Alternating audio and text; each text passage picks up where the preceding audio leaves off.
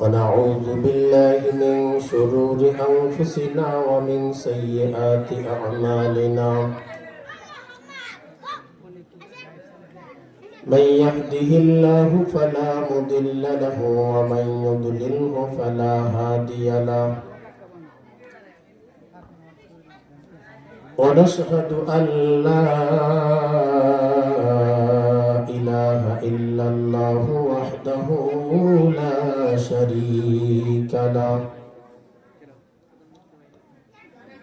ونشهد أن سيدنا وسندنا وحبيبنا ومولانا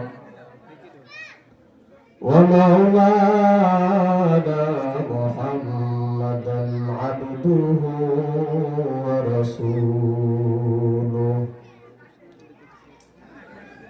الذي أرسله بالحق بشيرا ونذيرا وداعيا إلى الله بإذنه وسراجا منيرا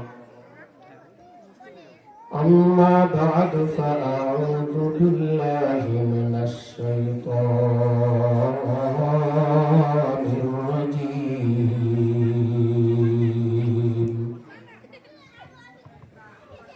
بسم الله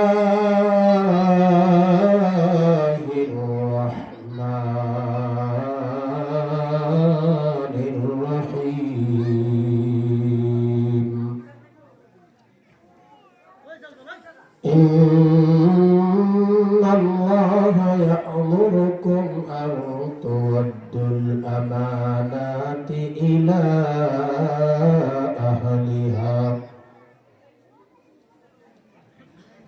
قال رسول الله صلى الله عليه وسلم ألا كلكم راع وكلكم مسؤول عن رعيته أو كما قال عليه الصلاة والسلام صدق الله مولانا العظيم وصدق رسوله النبي الكريم ونحن على ذلك لمن الشاهدين والشاكرين والحمد لله رب العالمين محبت আর ভক্তি ভালোবাসা নিয়ে আল্লাহর পয়গম্বরের উপরে দরুদ শরীফ পড়ি اللهم صل على محمد وعلى آل محمد كما صليت على إبراهيم وعلى آل إبراهيم إنك حميد مجيد اللهم بارك على محمد وعلى آل محمد كما باركت على إبراهيم وعلى آل إبراهيم إنك حميد مجيد بلغ العلا بكماله كشف الدجى بجماله حسنت جميع خصاله صلوا عليه وآله رہے میرے مسکن حوالی کعبہ رہے میرے مسکن حوالی کعبہ بنے میرے مدفن دیار مدینہ بلغ العلا بکمالہ کشف الدجى بجمالہ حسنت جميع خصاله صلوا عليه وآله কার উসিলাই পৃথিবী পেল সুন্দর দিবস রাতি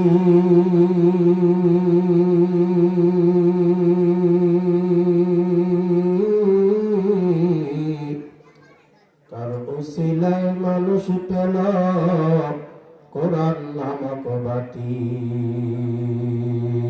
কার উসিলায় ফুল বাগানে ফুটল রং বিরঙের ফুল,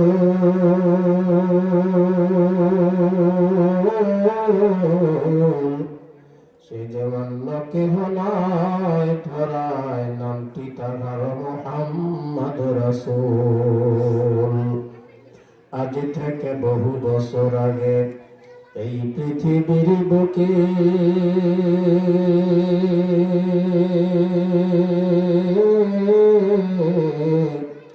ইসলাম ধর্ম ছিল না কোথাও কোনো মানুষের মুখে, মন্দিরে শুধু বাজিত ঘণ্টা, ছিল না আজান ধ্বনি।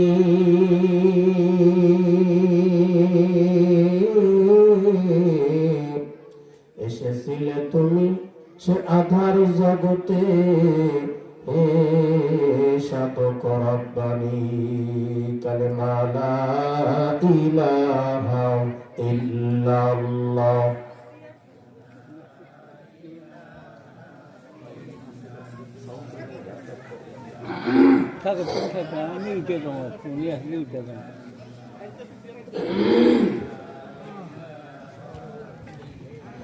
জোরে লা ইলাহা লা ইলাহা ইল্লাল্লাহ, লা ইলাহা।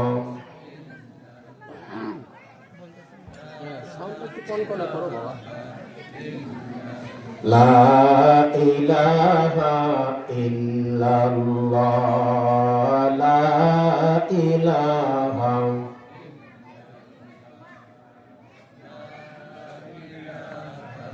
যার দিলে আছে আমার আল্লাহর ভয়, যার দিলে আছে আমার আল্লাহর ভয়, আল্লাহ আল্লাহ সব সময়।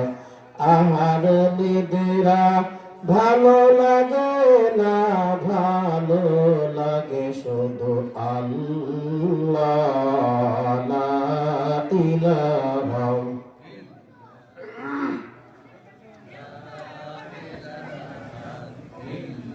লা ইলাহা ইল্লাল্লাহ, লা ইলাহা। লা ইলাহা ইল্লাল্লাহ, লা ইলাহা ইল্লাল্লাহ, লা ইলাহা ইল্লাল্লাহ, লা ইলাহা ইল্লাল্লাহ।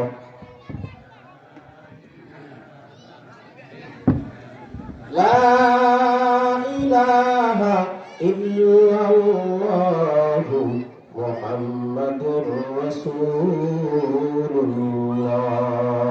সাল্লাল্লাহু আলাইহি ওয়াসাল্লাম। আজকে মন্ডলবাড়ি জামি মসজিদের উদ্যোগে সপ্তম বার্ষিকী ওয়াজ মাহফিলের সম্মানিত সভাপতি, আজকের মাহফিলের প্রধান অতিথি, বিশেষ অতিথি, আজকের মাহফিলের প্রধান বক্তা সহ আমন্ত্রিত উলামায়ে কেরাম, আমার সামনে বসা বাবার বয়স্তুল্য মুরব্বিয়ান আযম,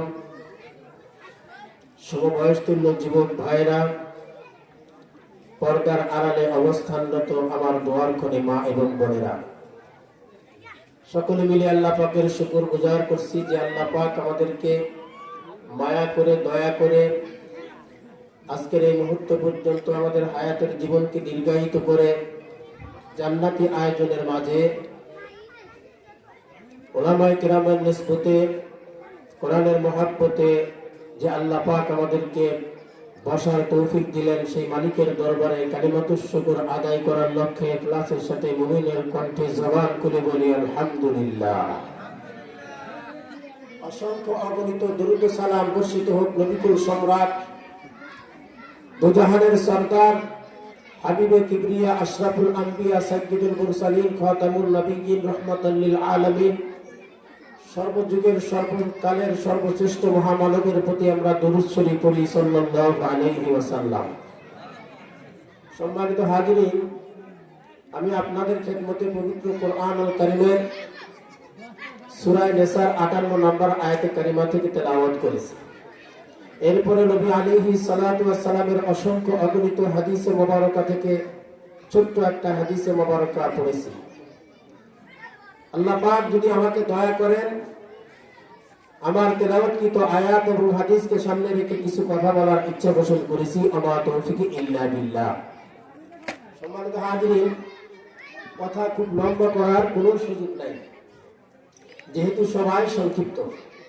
আমি আপনাদের খেদমতে যে আয়াতে কারিমা তেলাওয়াত করেছি, সরাসরি আমি আয়াত তেলাওয়াত করে আলোচনায় ঢুকি। আল্লাহ পাক বলেন, ইন্নাল্লাহা ইয়া'মুরুকুম আন তু'আদ্দুল আমানাতি ইলা আহলিহা। আয়াতের অর্থ হলো, আল্লাহ বলেন, নিশ্চয় তোমাদের রব তোমাদেরকে নির্দেশ দিচ্ছেন, আমানত সমূহ প্রাপকদের নিকটে দিয়ে দাও। আল্লাহ পাক এই আয়াতের মধ্যে আমানতের একটা গুরুত্ব বুঝাইছেন। তবে প্রথমে আমরা যাই কোরআনের অনেক আয়াত নাজিল হওয়া বিধান সম্পর্কিত যে আয়াতগুলি আল্লাহ পাক নাজিল করেছেন, এর একটা প্রেক্ষাপট থাকে, শানে নজুল থাকে। এই আয়াতটা নাজিল হয়েছে মক্কা বিজয়ের দিন, কিন্তু এই আয়াতের প্রেক্ষাপটের সাথে ইসলামের একেবারে শুরু যুগের সাথে সম্পর্ক আছে। ইসলামের শুরু যুগের সাথে সম্পর্ক সেটা কিভাবে বলে, ইসলাম আসার আগে যেদিন আল্লাহ রাসূল তার নবুয়ত এই জমিনে প্রকাশ করেন নাই, তখনও জাহিলিয়াতের যুগের মানুষেরা, মক্কার মানুষেরা বাইতুল্লাহকে শ্রদ্ধা করত, সম্মান করত। ইসলাম আসার আগেও মানুষেরা জাহিলিয়াতের যুগে হজ করত। তো কাবা ঘরে যে সমস্ত বাহির থেকে মেহমানরা আসতো, তাদেরকে কাবা ঘর খুলে দেওয়ার জন্য বা কাবা ঘরের রক্ষণাবেক্ষণের জন্য দায়িত্বশীল যে ছিল, যার কাছে চাবি ছিল, তার নাম হলো উসমান ইবনে তালহা। এই উসমান ইবনে তালহার কাছে বাইতুল্লাহর চাবি থাকতো। কুরাইশদের এক নেতা, তার নাম ছিল উসমান ইবনে তালহা। তো নবী আলাইহিস সালাতু ওয়াস সালাম ওহী প্রাপ্ত হওয়ার একেবারে কাছাকাছি সময়, অর্থাৎ আল্লাহ রাসূল যে নবুয়ত প্রকাশ করলেন, তার শুরু জামানায় আল্লাহ রাসূল একদিন উসমান ইবনে তালহাকে ডাকলেন, বললেন, উসমান, তুমি একটু বাইতুল্লাহর চাবিটা দাও, আমি একটু বাইতুল্লাহকে প্রবেশ করব। মুসলমান ভাইরা রে আমার, উসমান ইবনে তালহা আমার পয়গম্বরকে ডাক দিয়ে বললেন, উসমান, বাইতুল্লাহর চাবিটা দাও, আমি একটু বাইতুল্লাহকে প্রবেশ করব। উসমান ইবনে তালহা বললেন, না না, এই খানায় কাবার চাবি আপনাকে দেওয়া হবে না, কারণ এই খানায় কাবার চাবি আপনাকে দেওয়া নিষেধ আছে, নেতাদের নিষেধ আছে। ও মুসলমান গো, যেই পয়গম্বরকে আমার আল্লাহ পবিত্র কোরআনে বলেছেন, ওয়া মা আরসালনাকা ইল্লা রাহমাতাল লিল আলামিন।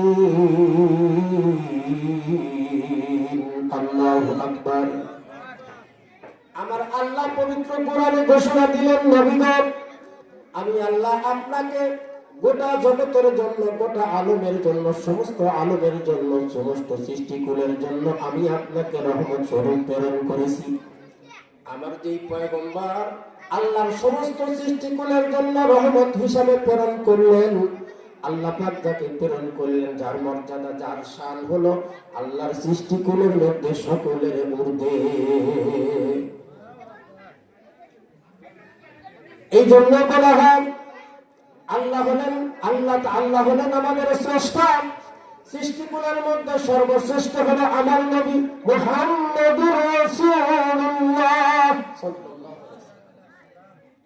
সর্বকালের সর্বযুগের সর্বশ্রেষ্ঠ মহামানব আল্লাহ তাকে এত প্রিয় করে পৃথিবীতে বানাইছেন, যার কারণে আল্লাহ তাআলা এত সুন্দর বাগান সাজাইছেন।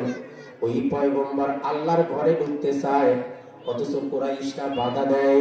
ও মুসলমান গো, আমার পয়গম্বর উসমান ইবনে তালহাকে ডাক দিয়ে বললেন, উসমান রে, আজকে তো এই বাইতুল্লাহর চাবি আমাকে দিতে চাইতেছ না, কিন্তু এমন একটা দিন আসবে যেদিন এই বাইতুল্লাহর চাবি আমি পয়গম্বরের হাতে থাকবে। সুবহানাল্লাহ বলেন। উসমান ইবনে তালহা নবীকে বললেন, মুহাম্মদ যেদিন আপনার হাতে চাবি যাবে সেদিন কুরাইশ বংশ অপমানিত হবে।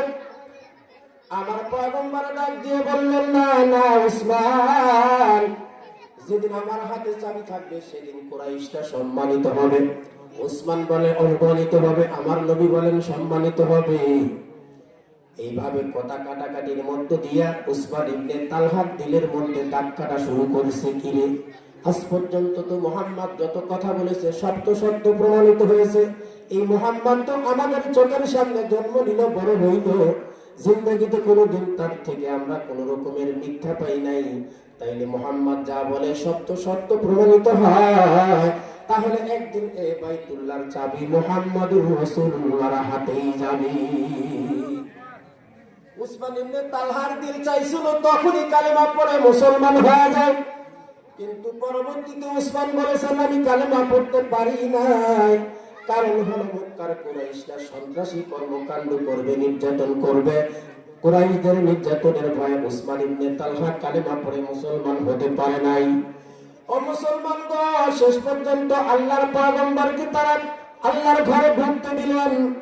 এরপরে আমার পয়গম্বরের উপর দিনের পর দিন তারা অত্যাচারের স্টিং রোলার চালিয়ে দিল। ও মুসলমান গো, শেষ পর্যন্ত বেলালের উপরে নির্যাতন, এরকম অনেক সাহাবীদেরকে হত্যা করলো, গুম করলো, খুন করলো। নির্যাতনের শেষ ছিল না। আমার পয়গম্বর তার অনুসারীদেরকে নিয়ে 3 বছর পর্যন্ত বন্দী জীবনে থাকলেন। এরপরে একটা পর্যায়ে মক্কার কুরাইশ লিডাররা চিন্তা করলো, মুহাম্মদকে সোজাভাবে হবে না, আমাদেরকে হার্ড লাইনে চেষ্টা করতে হবে। এই পৃথিবী থেকে মুহাম্মদকে উৎখাত না করলে আমাদের নেতৃত্ব আর কর্তৃত্ব থাকবে না, তার ধর্মই তো বিজয় হবে। তাহলে কি করা যায়, মুহাম্মদকে এই দুনিয়া থেকে চিরতরে বিদায় করে দিতে হবে। এই জন্য মক্কার কুরাইশদের একটা বৈঠকখানা ছিল। আমাদের দেশে যেমন সংসদ ভবন, এইরকম একটা সংসদ ভবন, এইরকম নেতাদের বসার একটা জায়গা ছিল, যে এই জায়গাটার নাম হলো দারুন নাদওয়া। এই দারুন নাদওয়ার মধ্যে কুরাইশরা বৈঠকে বসলো। মুহাম্মদ সাল্লাল্লাহু আলাইহি ওয়াসাল্লামের ব্যাপারে তারা চূড়ান্ত একটা ফয়সালা করবে। মুহাম্মদুর রাসূলুল্লাহকে পৃথিবী থেকে বিদায় করে দেওয়ার প্ল্যান তারা করবে, ফয়সালা তারা করবে।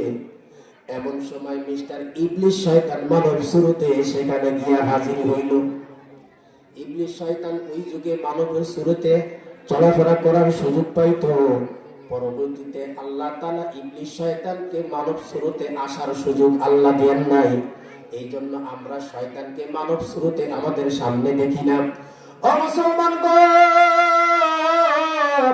ইবলিস শয়তান মানব সুরতে মুরব্বী সেজে, বড় জ্ঞানী সেজে, বুদ্ধিমান সেজে ওই কাফেরদের বৈঠকখানার সামনে গিয়ে হাজির হলো। দরজা যখন নক করলো, কাফেররা ভিতর থেকে বলল, কে রে, কে আসছে? বলে, আমি নজদ এলাকা থেকে আসছি, তোমরা যেই কারণে বসছো, আমার উদ্দেশ্য ওই একটাই, তোমরা যেই উদ্দেশ্য বসছো, যাকে নিয়ে বসছো, আমি তোমাদেরকে সাহায্য করতে চাই। জোরে বলেন নাউজুবিল্লাহ। ইবলিস শয়তান কুরাইশ নেতাদেরকে কি সাহায্য দিবে বুঝতেছেন না? ওই মক্কার কুরাইশরা কি করলো, শেষ পর্যন্ত তারা ইবলিস শয়তানকে সভাপতির আসনটা দিয়ে দিল। একটা বৈঠকের সর্বোচ্চ পাওয়ার থাকে, একটা মজমার মধ্যে যতগুলি মানুষ বসে, একটা বৈঠকের সর্বোচ্চ পাওয়ার থাকে সভাপতির পাওয়ার। এই সর্বোচ্চ পাওয়ারটা মিস্টার ইবলিস শয়তানের হাতে দিয়ে দিল। সভাপতির আসনে মিস্টার ইবলিস শয়তান বসে গেল। এরপরে বিভিন্ন জন বিভিন্ন রকমের পরামর্শ দেওয়া শুরু করলো, খেয়াল পেশ করা শুরু করলো। একজন বলল নবীকে হত্যা করা হবে।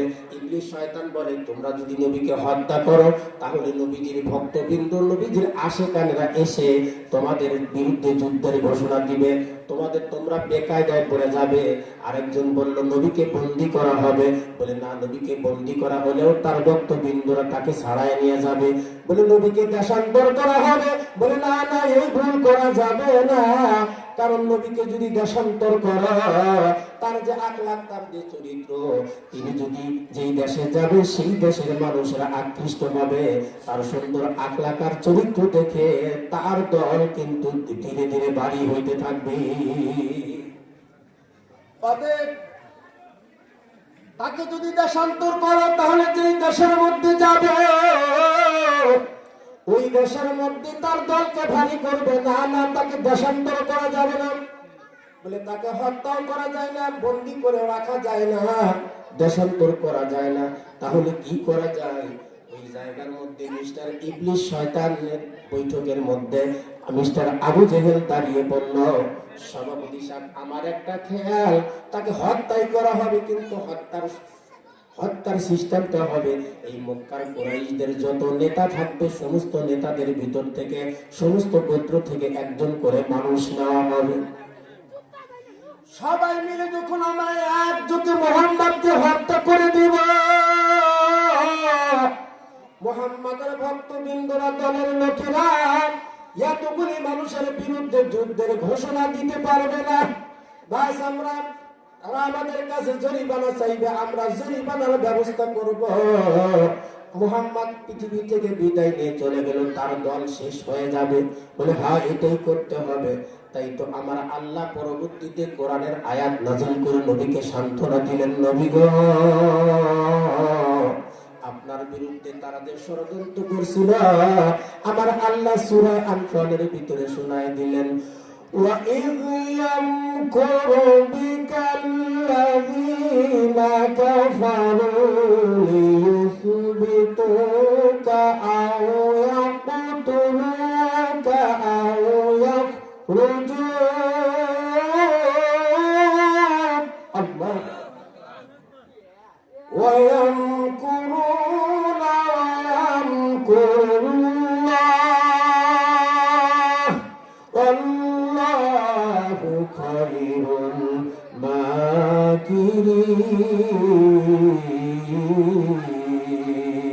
আল্লাহু আকবার। আল্লাহ বললেন, নবী গো, স্মরণ করুন যখন কাফেররা ষড়যন্ত্র করলো আপনাকে তারা বন্দী করে রাখবে, অথবা আপনাকে দেশান্তর করবে, অথবা আপনাকে হত্যা করে দিবে। আমি আল্লাহ কাফেরদের অপকৌশলের জবাব দিলাম। আমি আল্লাহ এই কাফেরদের অপকৌশলের জবাব দেওয়ার ক্ষেত্রে আমি আল্লাহ হইলাম উত্তম জবাব দিনে। আল্লাহ সুবহানাল্লাহ, কি বলা যায়? ও মুসলমানগণ, আমার পয়গম্বরের ব্যাপারে যে কাফেররা ষড়যন্ত্র করলেন, এই ষড়যন্ত্রের জবাব আমার আল্লাহ কিভাবে দিলেন? কাফেররা ষড়যন্ত্র করে সন্ধ্যা হয়ে গেল। ওই জাহিলিয়াতের যুগের মধ্যে সব তাদের খারাপ ছিল, একটা ভালো গুণ তাদের মধ্যে ছিল।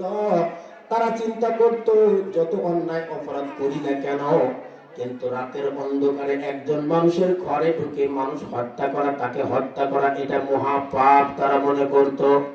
এই যে মুহাম্মদ রাতের অন্ধকারে তার পরিবার নিয়ে ঘরের মধ্যে অবস্থান করতেছে, এই রাতের অন্ধকারে মুহাম্মদকে ঘরে ঢুকে হত্যা করা, এটা মহা পাপ হবে, মহা অন্যায় হবে, এটা করা যাবে না।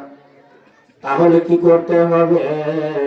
বলে আমরা মুহাম্মদের বাড়ি ঘেরাও দিয়ে রাখবো, পুরা রাত্রি, সারা রাত্রি আমরা পাহারা দিয়ে রাখবো।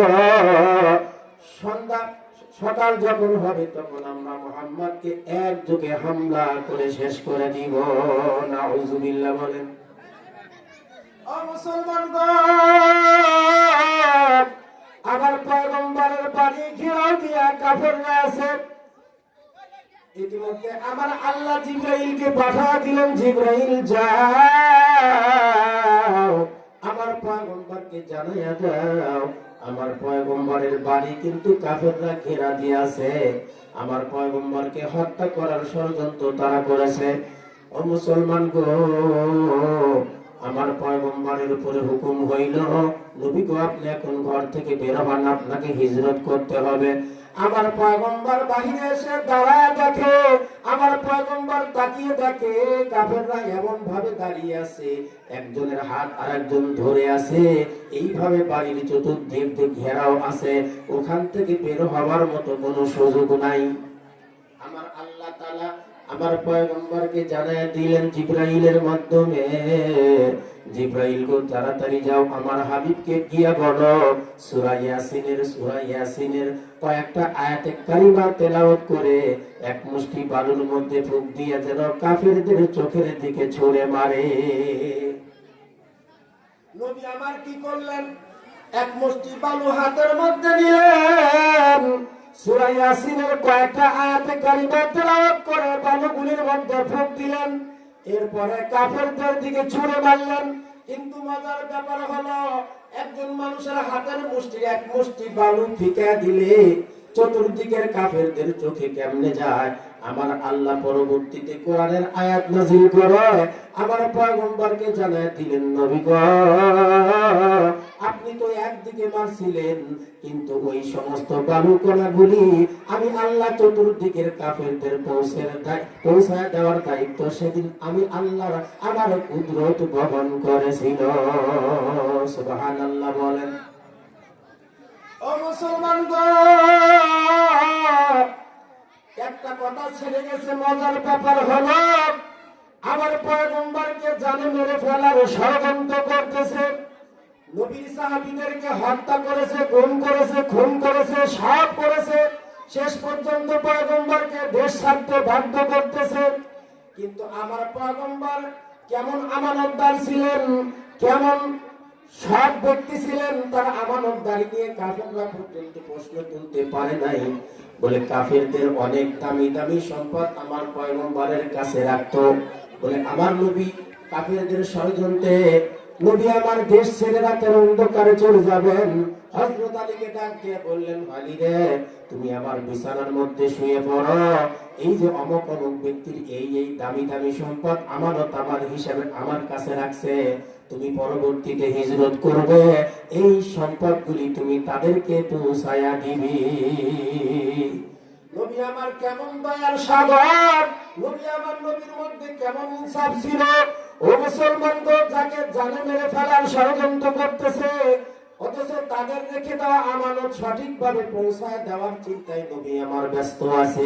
এরপরে হযরত আলী কাছে শোয়াই রেখে আমার পয়গম্বর ঘর থেকে বের হলেন, হযরত আবু বকরের বাড়িতে গেলেন, হযরত আবু বকরকে সাথে নিয়ে এরকম মক্কার উদ্দেশ্যে হিজরত করলেন। আমি যদি এই কেচ্ছায় যদি বলতে থাকি তাহলে আমার আসল কথা ভুল হয়ে যাবে। আমার আসল কথা বলার উদ্দেশ্য হলো এই সূরা নিসার ৫৮ নম্বর আয়াতের প্রেক্ষাপট বলা উদ্দেশ্য। ও মুসলমানরা, একটা কথা বলে দেই, আমার নবীর মধ্যে তো জন্মভূমির মায়া আছে। এই পৃথিবীর প্রত্যেকটা মানুষেরই জন্মভূমির প্রতি একটা মায়া থাকে। আমার পয়গম্বরের মন চায় না মক্কা ছেড়ে মদিনায় যায়, কিন্তু কাফেররা তাকে বাধ্য করলো। শেষ পর্যন্ত আমার পয়গম্বর মদিনার দিকে রওনা দিবেন। বাইতুল্লাহর সামনে দাঁড়িয়ে বলেন, রে বাইতুল্লাহ, আমার দিল চাইছিল তোমার পাশে থাকবো, তোমার খেদমত করব, কিন্তু তোমার আশেপাশের মানুষেরা আমাকে তোমার পাশে থাকতে দিল না, আমি চললাম মদিনা। ও মুসলমান গো, আল্লাহর পয়গম্বর মদিনাতে চলে গেলেন। মদিনাতে চলে যাওয়ার পরও কাফেররা বসেছিল না। মদিনাতে গিয়া বদরে যুদ্ধ করলো, উহুদে যুদ্ধ করলো, এরকম অনেকগুলি যুদ্ধ হয়ে গেল। আমার পয়গম্বরের বিরুদ্ধে ষড়যন্ত্র একের পর এক তারা করেছে। একটা পর্যায়ে এমন একটা প্ল্যান তারা করেছিল যে আমরা মদিনাতে আক্রমণ করব, মদিনার চতুর্দিক দিয়ে ঘেরা দিয়ে মদিনাকে একবারে শেষ করে দিব, মুহাম্মদ সহ মুহাম্মাদের ভক্তবৃন্দদেরকে একেবারে চিরতরে পৃথিবী থেকে মুছে ফেলব। এরকম ষড়যন্ত্রের পরেও তারা ষড়যন্ত্র থেকে সফল হতে পারে নাই।